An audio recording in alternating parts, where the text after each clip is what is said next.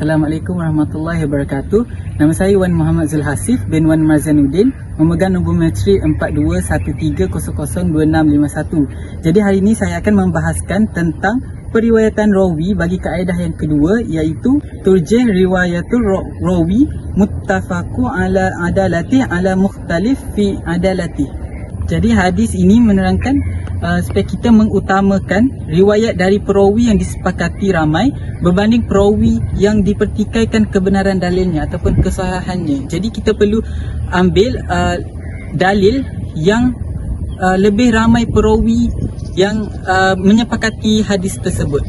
Jadi jika ada dua dalil yang bercanggah, salah satunya adalah dalil yang disepakati oleh ramai perawi dan dalil satu lagi adalah dalil yang berbeza pendapat, dan riwayat yang disepakati itu mestilah diutamakan terlebih dahulu kerana periwayatan yang disepakati itu lebih kuat dari segi zannya ataupun pandangannya, dan disebabkan perbezaan dalam dalil itu menyebabkan hadis tersebut menjadi lemah. Jadi kita lihat kepada contoh hadis yang pertama, hadis daripada Busrah binti Sufyan, annaha sami'at Rasulullah sallallahu alaihi wasallam yaqulu man massa dzakarahu falyatawadda. Hadis ini tentang Busrah binti Safwan. Beliau mendengar Rasulullah sallallahu alaihi wasallam bersabda, barang siapa yang menyentuh kemaluannya maka hendaklah ia mandi, iaitu berwuduk. Jadi menyentuh kemaluan adalah salah satu perbuatan yang membatalkan wuduk. Jadi kita lihat pula pada hadis yang kedua, iaitu hadis dari Talq bin Ali. Qala qadimna ala nabiyillah sallallahu alaihi wasallam faja'a rajulun ka'annahu badawiyyun faqala ya nabi Allah ma tara fi massi rajuli dzakarahu ba'dama yatawadda faqala hal huwa illa mud'atun minhu aw qala ba'datun minhu. Okay, jadi hadis yang kedua ini pula adalah hadis dari Talq bin Ali, iaitu kami datang kepada Nabi SAW dan tiba-tiba datang seorang lelaki seperti orang Badui. Beliau berkata, wahai Nabi Allah, apakah pendapatmu tentang menyentuh kemaluan seseorang setelah mandi? Nabi menjawab, ini hanyalah sesuatu yang kecil dari dirinya. Kita tidak perlu mengambil wuduk kembali kerana kemaluan kita adalah sebahagian daripada anggota tubuh badan kita. Jadi dapat dilihat di sini bahawa kedua-dua hadis ini bercanggah antara satu sama lain. Hadis tentang Busrah, riwayat Busrah binti Safwan mengatakan bahawa kita perlu untuk mengambil wuduk kembali jika kita menyentuh kemaluan.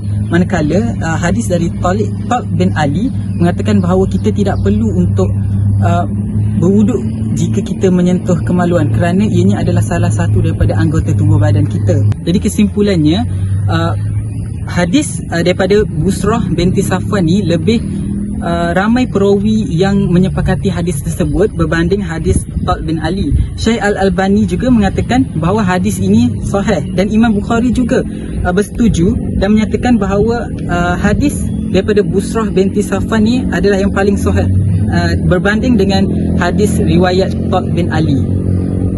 Assalamualaikum warahmatullahi wabarakatuh.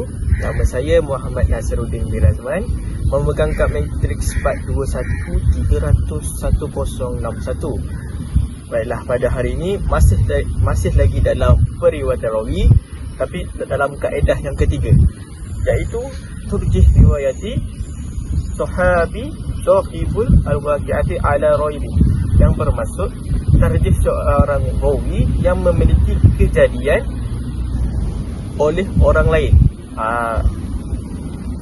Dalam kata lain, bermaksud kaedah yang ketiga ini kita akan menggunakan seorang rawi itu, kita akan memilih antara penjagahan dua hadis, kita akan tarjih dan kita akan memilih satu hadis dengan perawinya yang ada pada kejadian itu.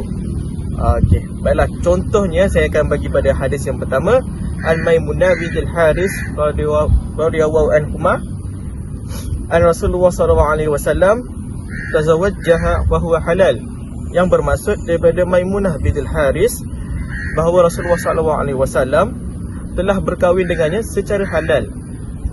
Okey, kita tengok pada hadis yang kedua, wa an Ibni Abbas radhiyallahu anhuma qala tazawwajja Nabi sallallahu alaihi wasallam Maimunah wa huwa muhrim.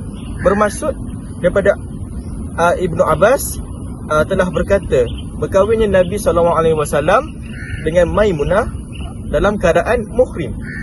Di sini kita nampak di antara dua hadis ini telah berlaku percanggahan. Tetapi macam mana kita nak tarjihnya? Iaitu dalam kaedah yang ketiga ini kita akan tarjihnya dengan kita melihat seorang perawi itu ada dalam kejadian tersebut. Seperti kalau lihat dalam hadis ni, yang berkahwin dengan Maimunah adalah berkahwin dengan Nabi adalah Maimunah. Maimunah yang kahwin dengan Nabi, Maimunah yang duduk serumah dengan Nabi. Jadi Ibnu Abbas ni dia hanyalah meriwayatkan hadis saja. Jadi dalam kaedah tarjih yang ketiga ini kita akan memilih hadis yang pertama, iaitu daripada Maimunah, kerana Maimunah yang berkahwin dengan Nabi, Maimunah yang berada dalam kejadian itu. Okey, itu sahaja.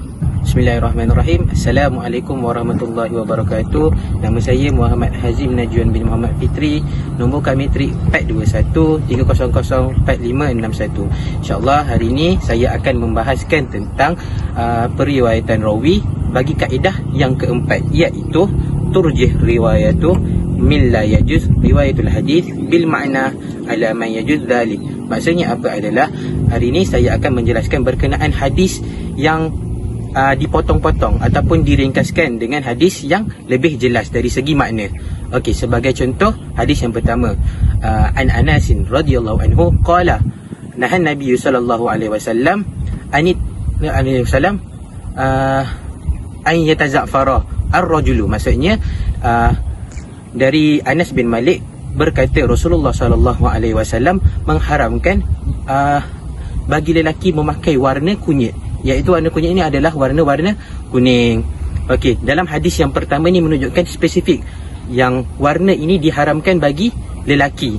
Dan kita tengok pula bagi hadis yang diringkaskan, iaitu hadis yang kedua, iaitu wa an Anasin radhiyallahu anhu anin nabi sallallahu alaihi wasallam anin nabiyya sallallahu alaihi wasallam naha ani tazafuri. Maksudnya Rasulullah mengharamkan kunyit sahaja, maksudnya umum. Rasulullah mengharamkan warna kunyit, tidak dispesifikkan untuk lelaki ataupun perempuan, berbeza dengan hadis yang pertama. Jadi ulama mentarjihkan bahawa hadis yang pertama lebih disepakati ataupun dipilih kerana apa, spesifik. Begitu. Okey, sekian daripada saya. Assalamualaikum warahmatullahi wabarakatuh. Terima kasih.